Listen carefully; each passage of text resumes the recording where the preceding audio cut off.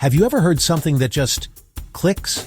A sentence, a story, a single idea that lands so perfectly it feels like it was spoken directly to you, rearranging the very furniture of your mind. Some speeches don't just motivate you for a day or a week. They contain a spark of timeless wisdom, a universal truth that once heard can never be unheard. They change the way you see your past, your present, and the infinite possibilities of your future forever.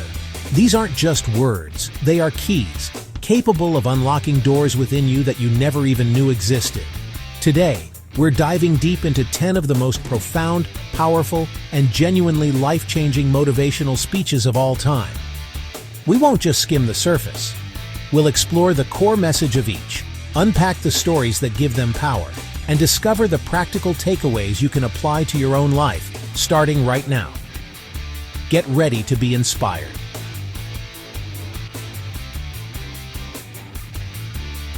Our journey begins with Steve Jobs' 2005 Stanford commencement address. His iconic closing line was, "Stay hungry, stay foolish." But the story that gives it meaning is about connecting the dots. Jobs dropped out of college but decided to drop on a calligraphy class, a seemingly useless choice. 10 years later, that knowledge of typography became the soul of the first Macintosh computer. His message is a profound lesson in faith. You can't connect the dots looking forward, you can only connect them looking backward. You have to trust that the dots will somehow connect in your future. This teaches us to trust the process, to follow our curiosity even when it leads us off the beaten path. Staying hungry means never being satisfied with the status quo, and staying foolish means having the courage to follow your intuition even when it seems illogical. The takeaway? Look back at your own life, find the unexpected connections, and trust that the passions you follow today are forming the dots of your future masterpiece.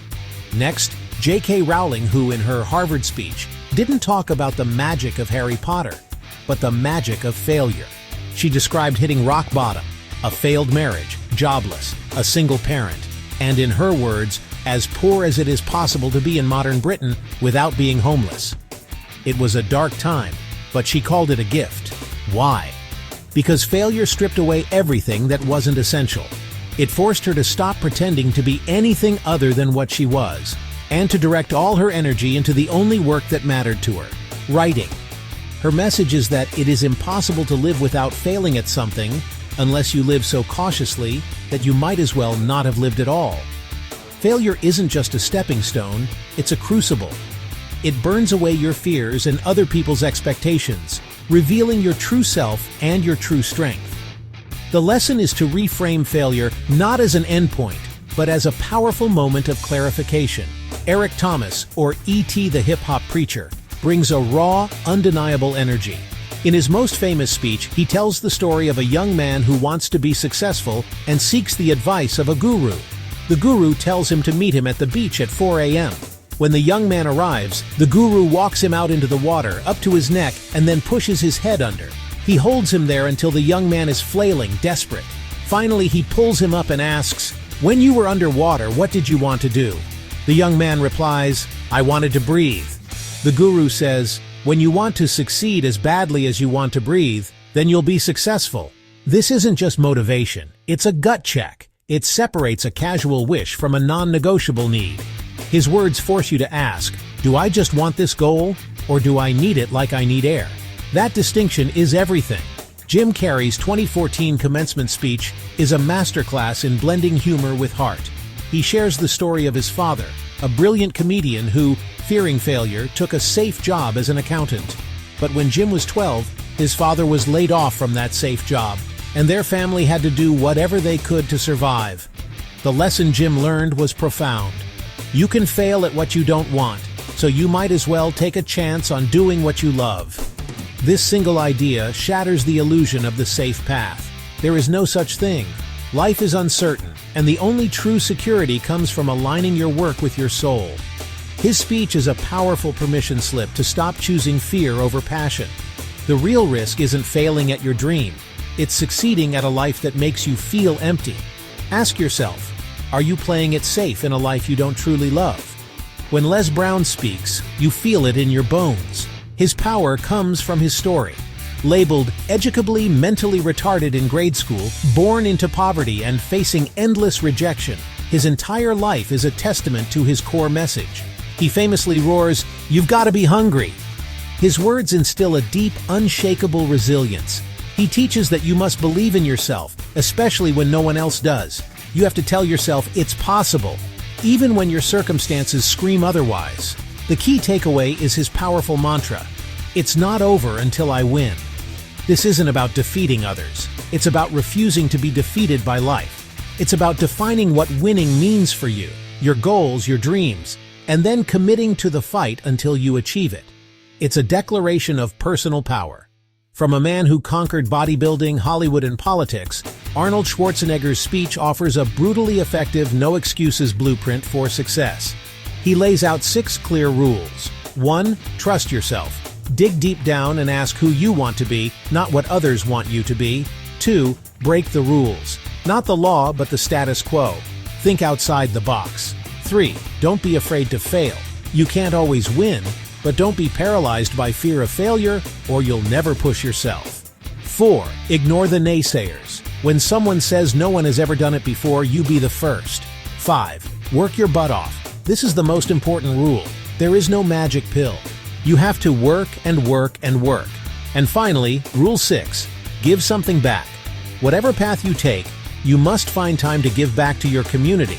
This isn't just a list, it's a complete philosophy for a life of achievement and meaning. In his now legendary speech, Admiral William H. McRaven shared lessons from his 37 years as a Navy SEAL. His first piece of advice was surprisingly simple. If you want to change the world, start off by making your bed. The philosophy is brilliant. If you make your bed every morning, you will have accomplished the first task of the day. It will give you a small sense of pride, and it will encourage you to do another task, and another, and another. By the end of the day, that one task completed will have turned into many tasks completed. Making your bed will also reinforce the fact that the little things in life matter. If you can't do the little things right, you'll never be able to do the big things right. This speech is a powerful reminder that discipline, consistency, and small repeated actions are the secret ingredients to achieving monumental goals. It's about building momentum from the moment you wake up.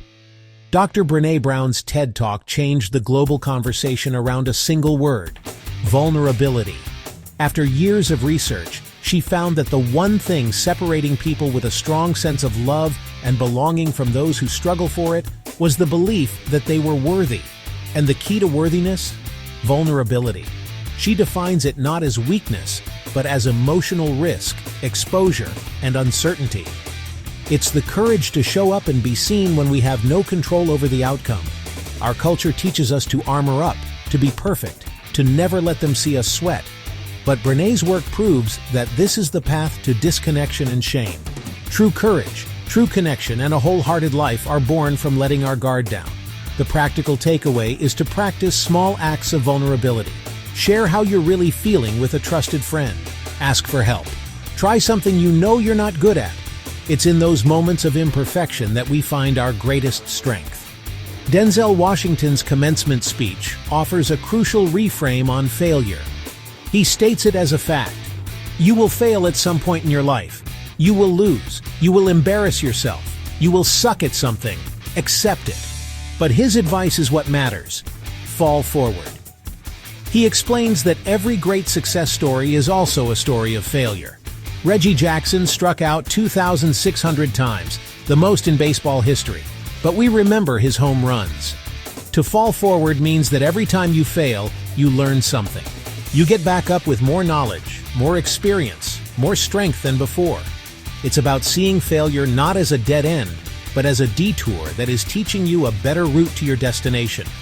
It detaches your identity from the outcome. You are not a failure, you are a learner. The lesson is to analyze your setbacks. What did this teach me? How can I use this? Every stumble is a lesson, if you choose to fall forward.